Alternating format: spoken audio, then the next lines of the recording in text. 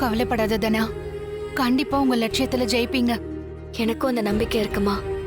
அதுக்காக எதையும் ரொம்பலாம் தள்ளி போடக்கூடாது. அதாவது நடக்க வேண்டிய நேரத்துல நடந்துடணும், புரியுதா? ம், சரிம்மா. தனா, அவங்களுக்கு காஃபி ஏதாவது போட்டு கொடு. ஐயோ, அதெல்லாம் வேணாண்டா, அப்புறமா குடிச்சுக்கிறோம்.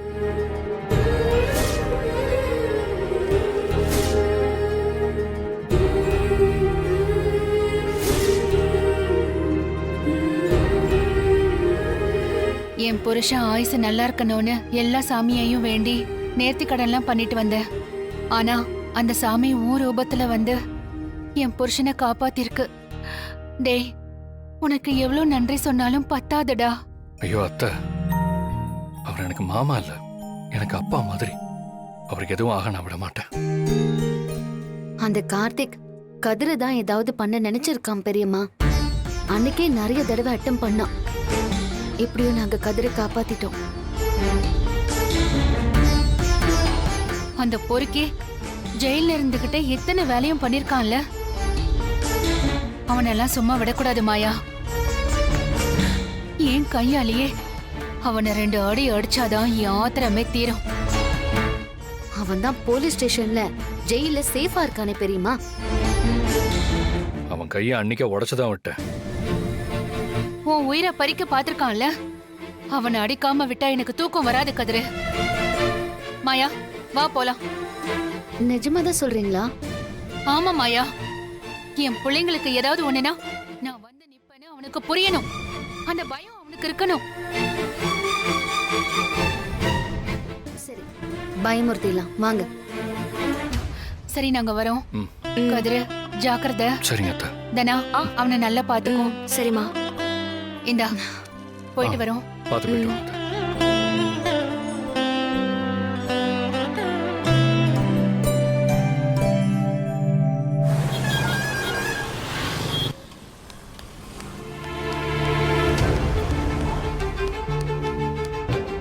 பெரியம்மா, கண்டிப்பா போய் தான் ஆகணுமா? எவ்வளவு பெரிய கொடுமையை பண்ணிருக்கான் அந்த பாவி. ஒரே நேரத்துல நானும் என் பொண்ணும் தாலி இழந்திருப்போம். அவனை இப்படியே விட்டா தொடர்ந்து தனாவுக்கும் கதிருக்கும் தொல்லை கொடுத்துக்கிட்டே இருப்பான். என் கையால அவனை ஒரு அடியாவது அடிக்கணும், இல்லனா என் மனசு ஆறாது மாயா. ஆனா அவன் ஜெயில இருக்கானே, அதான் யோசிக்கிறேன்.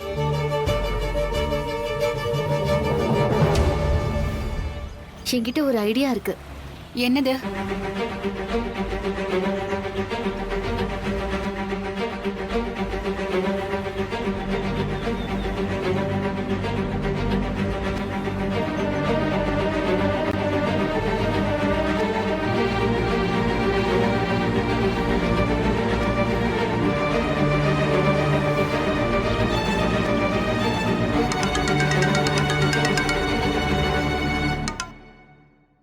ஹலோ ஹலோ சொல்லுங்க மேடம். சார், நான் மாயா பேசுறேன். தெரியும் மேடம், சொல்லுங்க. எனக்கு ஒரு சின்ன ஹெல்ப் பண்ணணும். என்ன விஷயம் மேடம், சொல்லுங்க. நானும் என் பெரியம்மாவும் அங்க வருவோம். அந்த கார்த்திகை பார்க்கணும். ஆனா ஜெயில விட மாட்டாரே மேடம். அதுக்கு தான் ஒரு ஐடியா இருக்கு சார். நாங்க 2 பேரும் டாக்டர்ஸ் கெட்டப்ல வருவோம். கைதிகளுக்கு மாசம் ஒரு முறை மெடிக்கல் செக்கப்க்கு ஐஜி சொல்லி வந்திருக்கோன்னு நீங்க ஜெயிலர் கிட்ட சொல்லுங்க. சரிங்க மேடம், சொல்லிடுறேன். எதுவும் பிரச்சனை வராம பாத்துங்க. சரிங்க சார். பெரியம்மா, இன்னைக்கு அவனை 2 அடி இல்ல, எத்தனை அடி வேணாலும் அடிக்கலாம். வாங்க போலாம். சார், கைதிகளுக்கு மெடிக்கல் செக்அப் பண்ணணும்னு ஐஜி சொல்லிவிட்டதா டாக்டர் 2 பேர் வந்திருக்காங்க. அப்படியா? சரி, அதுக்கான ஏற்பாடு பண்ணிட்டேன். Okay sir.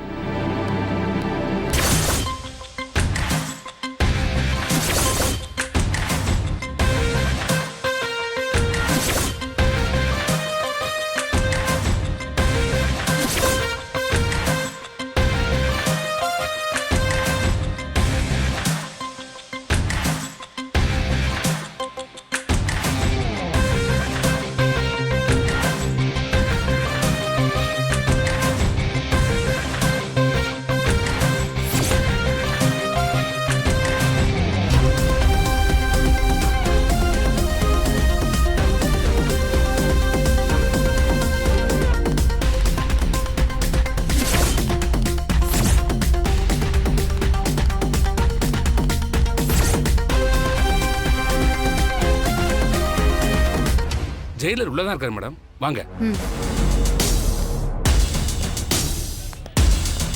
மெடிக்கல் செக்அப் பண்ண டாக்டர் வந்திருக்காங்க. வணக்கம் மேடம். வணக்கம். எப்பவும் டாக்டர் சந்திரங்கிறவர் தானே ரெகுலரா வருவாரு? அவர் இப்போ லீவ்ல இருக்காரு, அதனால ஐஜி சார் சொல்லி நாங்க வந்திருக்கோம். நோ ப்ராப்ளம், வாங்க. கைதி கிட்ட நானே கூட்டிட்டு போறேன். இல்ல சார், எங்களுக்கு சில கம்ப்ளைண்ட்ஸ் எல்லாம் வந்திருக்கு. அப்படியா? போன தடவை சந்திரமூர்த்தி செக் பண்ண ரிப்போர்ட்லயே கைதிகளுக்கு சரியான ஊட்டச்சத்து இல்லைன்னு சொல்லியிருக்காரு. கவர்மெண்ட் கைதிகளுக்காக அலோகேட் பண்ற ஃபுட் எல்லாம் சரியா கொடுக்குறீங்களா இல்லையா? எல்லாம் சரியா தானே மேடம் கொடுக்குறோம். அப்புறம் எப்படி ரிப்போர்ட் அந்த மாதிரி வரும்? ஃபுட் ரேஷியோவை கம்மி பண்ணிட்டீங்களா இல்ல நீங்க அதெல்லாம் வெளியில கொடுக்குறீங்களா? அப்படிலாம் இல்லை மேடம், எல்லாம் நேர்மையா தான் பண்ணிட்டு இருக்கோம். எங்களுக்கு ரெக்கார்ட்ஸ் வேணும். ரேஷன்ஸ் எவ்வளவு வாங்கியிருக்கீங்க, அதுக்கான பில் ரெக்கார்ட்ஸ் எல்லாம் நாங்க பார்த்துட்டு ஐஜிக்கு ரிப்போர்ட் பண்ணணும். இங்க எந்த தப்பும் நடக்கல மேடம். உங்களுக்கு சந்தேகம் இருந்தா நான் ரெக்கார்ட்ஸ் எல்லாம் காமிக்கிறேன். நீங்க எல்லாத்தையும் ரெடி பண்ணி வைங்க. நாங்க பிரிசனர்ஸ்க்கு செக்அப் முடிச்சிட்டு வரோம். ஓகே மேடம், இவங்களை எல்லாரும் செல்லுக்கும் கூட்டிட்டு போங்க. ஓகே சார், வாங்க மேடம். ம்.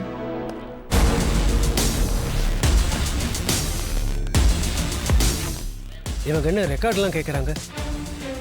எங்க எவன் போட்டு கொடுத்தான்னு தெரியலையே. எப்படியாவது சமாளிப்போம். இந்த செல்லு தான் மேடம்.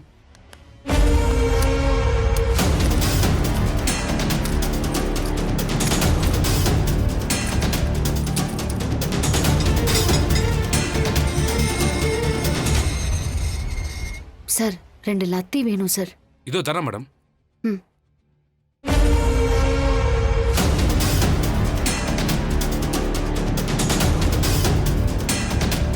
சார் யாரும் வராம பாத்துக்கோங்க. Okay madam.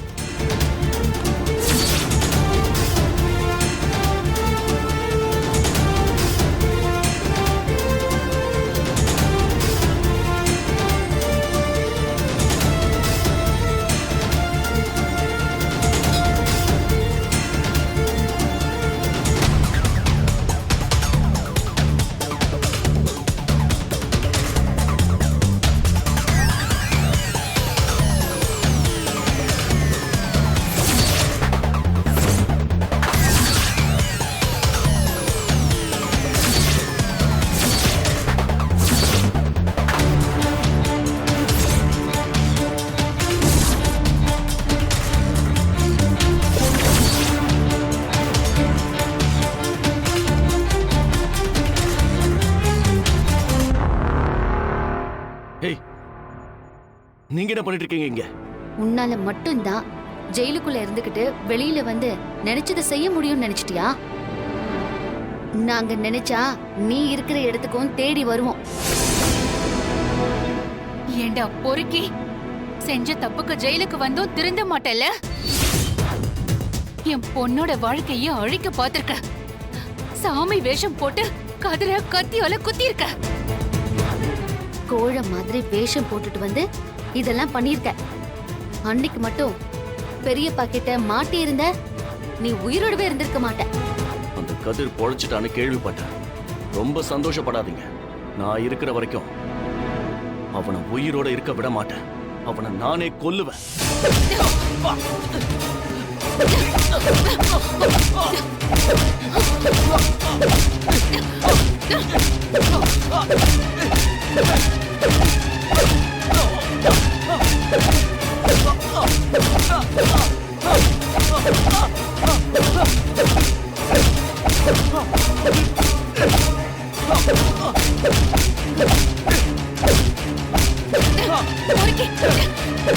பெரியம்மா, பெரியம்மா போதும் பெரியம்மா. பெரியம்மா விடுங்க பெரியம்மா.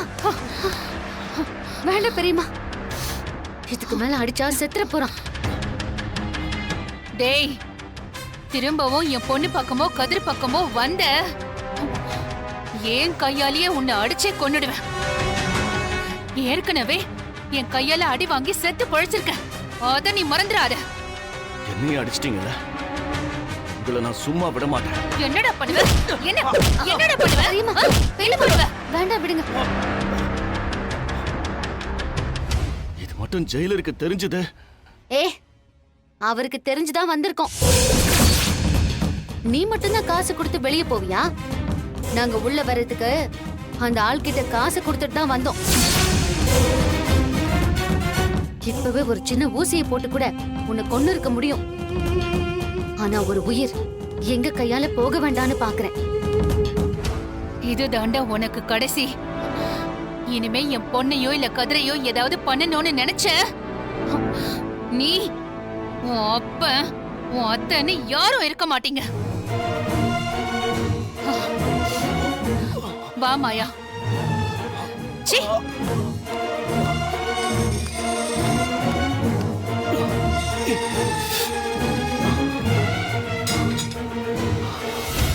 சார் வாங்க டாக்டர். செக்கப் அதுக்குள்ள முடிஞ்சதா? ஒரு எமர்ஜென்சி கேஸ், நாங்க உடனே போய் ஆகணும். நீங்க கேட்ட டீடைல்ஸ் எல்லாம் எடுத்து வச்சிருக்கேன், பாருங்க மேடம். குட். இத ஐஜி ஆபீஸ்க்கு கொடுத்துருங்க. நாங்க இப்ப உடனே போகணும். இனிமே எந்த தப்பும் நடக்காம பாத்துக்கோங்க. Okay madam. ம், போலாமா? வா.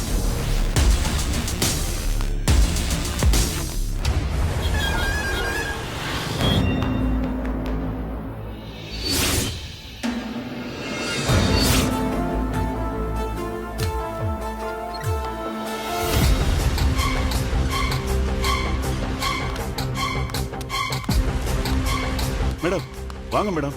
வாங்க சார். வாங்க வாங்க. எப்படி இருக்கு? நல்லா இருக்கேன் மேடம். மேடம் நீங்க இப்படி திடீர்னு வருவீங்கன்னு நான் எதிர்பார்க்கவே இல்லை மேடம். உட்காருங்க மேடம். மேடம் மேடம் அங்க உட்காருங்க மேடம். போங்க மேடம். ம் உட்காருங்க. உட்காருங்க மேடம். இருக்கட்டும் இருக்கட்டும், பரவாயில்ல மேடம். மேடம் நீங்க ஒரு ஃபோன் பண்ணிருந்தா நானே உங்களை வந்து பாத்துருப்பேனா மேடம்? ஆமா, பிசினஸ் எல்லாம் எப்படி போயிட்டு இருக்கு? மேடம் புண்ணியத்துல எல்லாம் நல்லா போயிட்டு இருக்கு சார். சின்னதா ஒரு ஸ்டோர் கடை வச்சிருந்தேன், இன்னைக்கு இவ்ளோ பெருசா வளர்ந்துருக்கேன். எல்லாம் உங்களாலதான் மேடம். பரவாயில்ல, சின்ன ஸ்போர்ட்ஸ் கடையா ஆரம்பிச்சு இன்னைக்கு பெரிய கம்பெனியா வளர்ந்துட்ட. இன்னைக்கு பெரிய பெரிய விளையாட்டுக்கெல்லாம் நீ தான் மெட்டீரியல் சப்ளை பண்ற. விளையாடுறவங்களுக்கு ஸ்பான்சர் பண்ற அளவுக்கு வளர்ந்துட்ட. அது எல்லாத்துக்குமே மேடம் தான் சார் காரணம். அவங்க ஃபைனான்ஸ் பண்ணதால தான் நான் படிப்படியே முன்னேறி வர முடிஞ்சது சார். அந்த நன்றி நான் என்னைக்கும் மறக்க மாட்டேன் சார். உன்கிட்ட ஒரு விஷயம் பேசுறதுக்காக தான் வந்திருக்கோம். சொல்லுங்க மேடம். நான் என்ன மேடம் செய்யணும்? தனலட்சுமிங்கிற ஒரு பொண்ணுக்கு ஸ்பான்சர் பண்றல்ல? ஆமா மேடம். ரொம்ப நல்லா விளையாடுற பொண்ணு மேடம். அது உண்மைதான். ஆனா அவ வெளியில சில இடங்கள் எல்லாம் கூட போய் விளையாடிக்கிட்டு இருக்கா. அப்படியே மேடம்? நாங்க சொல்லாம எங்கேயும் விளையாடக்கூடாதுன்னு அவளுக்கு அக்ரிமெண்ட் போட்டிருக்கோம் மேடம். அதெல்லாம் அந்த பொண்ணு மதிக்கிற மாதிரியே இல்ல. இங்க பாரு, அதுல அவ 1 லட்சம் ரூபாய் ஜெயிச்சிருக்கா. என்ன இந்த பொண்ணு இப்படி பண்ணிருக்கா? அவ ஹஸ்பண்டுக்கு அவசரமா பணம் தேவைன்னு அக்ரிமெண்ட் சைன் பண்ணி 4 lakhs வாங்கியிருக்கா மேடம். என்கிட்ட கூட சொல்லாம வேற இடத்துல விளையாடி இருக்கா மேடம். ஏதோ திறமையான பொண்ணாச்சேன்னு ஹெல்ப் பண்ணலான்னு பார்த்தா இப்படி எத்திக்ஸே இல்லாம இருக்கா மேடம். இப்பவே நான் ஸ்பான்சர்ஷிப்பை கேன்சல் பண்ணிடுறேன் மேடம். வேண்டாம் திவாகர், அப்படி எதுவும் பண்ணிடாத. உனக்கு தெரியாம இப்படி ஒரு விஷயம் நடந்திருக்கேன்னு தான் சொல்லிட்டு போலான்னு வந்தேன். அதுவும் இல்லாம அந்த பொண்ணு உன் ஸ்பான்சர்ஷிப்ல தான் விளையாடு. அவளை வச்சு நான் சில விஷயங்கள் பண்ண வேண்டியது இருக்கு. அதுக்கு நீ எங்களுக்காக ஒரு விஷயம் பண்ணணும் சார். மேடத்துக்காக நான் என்ன வேணாலும் பண்ணுவேன் சார். ஆமா, அந்த பொண்ணுக்கு யார் இப்ப கோச்சிங் கொடுக்க போறா? ஏற்கனவே ஸ்டேட் பிளேயருக்கு ரெடி பண்ற 2 கோச் தான் மேடம். அவங்கள மாத்திடு. வேற பொண்ணுங்களுக்கு அவங்கள கோச்சிங் கொடுக்க சொல்லு. தனாவுக்கு நான் சொல்ற ஆளை வச்சுதான் நீ கோச்சிங் கொடுக்க. சரிங்க மேடம், நீங்க என்ன சொன்னாலும் அதை பண்ணிடுறேன் மேடம். மேடம் யார் அந்த கோச்சு?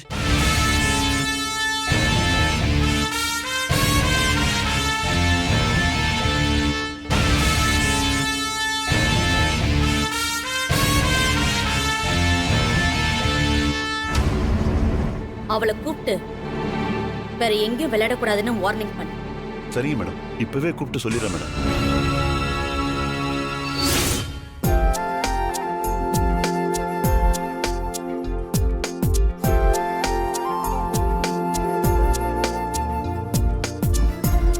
போதும் தானா? பேசாம சாப்பிடு. ம்.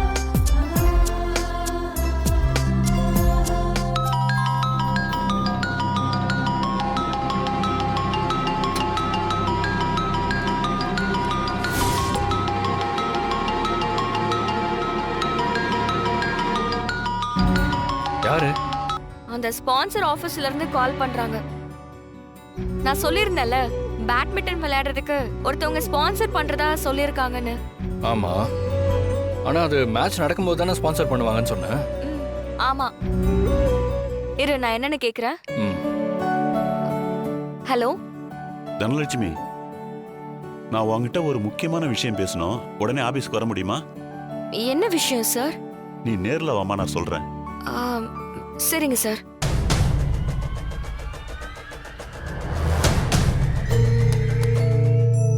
என்ன சொல்றாங்க? தெரியல, ஏதோ பேசணும்னு வர சொன்னாங்க. நான் போயிட்டு வந்துடுறேன். சரிவா, நானும் கூட வரேன். கதிர் வந்தா நான் காசு வாங்கின விஷயம் தெரிஞ்சிருமே. இல்ல இல்ல வேண்டாம் கதிர், நீ ஸ்ட்ரெயின் பண்ணிக்காத. நீ ரெஸ்ட் எடு, நான் போயிட்டு வரேன்.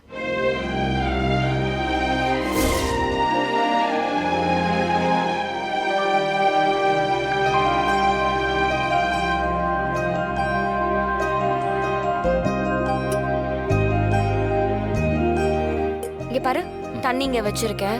நீ சரி. கொஞ்ச நேரம் படுத்து தூங்கு. நான் போயிட்டு உடனே வந்துடுறேன். ஏதா இருந்தாலும் எனக்கு கால் பண்ணு, ஓகேவா? சரி தானா, நீ பத்திரமா போயிட்டு வா. ம், சரி. ம். நான் போயிட்டு வரேன்.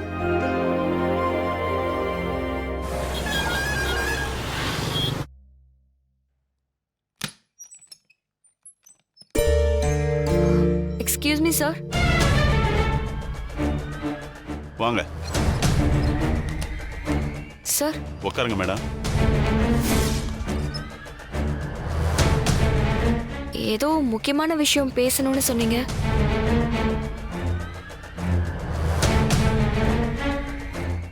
ம், என்ன தனலட்சுமி இது? என்ன பண்ணிருக்கீங்க?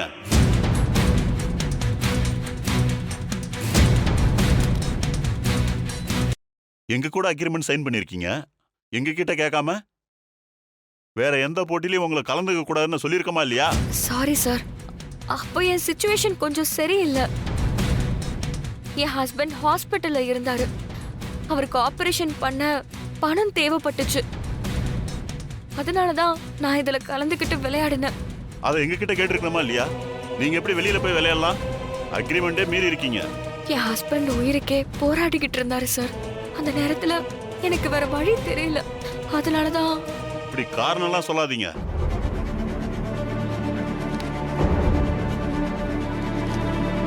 இந்த அக்ரிமெண்ட பாருங்க. இதுல எங்களை கேட்காம வேற எந்த போட்டிலையும் விளையாடக்கூடாதுன்னு எழுதியிருக்கு. நாங்க சொல்ற கோச்சு கிட்ட தான் நீங்க பிராக்டிஸ் எடுக்கணும். நாங்க கொடுக்குற ஸ்பான்சர்ஷிப்போட பிராண்ட் ட்ரெஸ், ஷூ இதெல்லாம் போட்டுக்கிட்டு தான் நீங்க விளையாடணும்.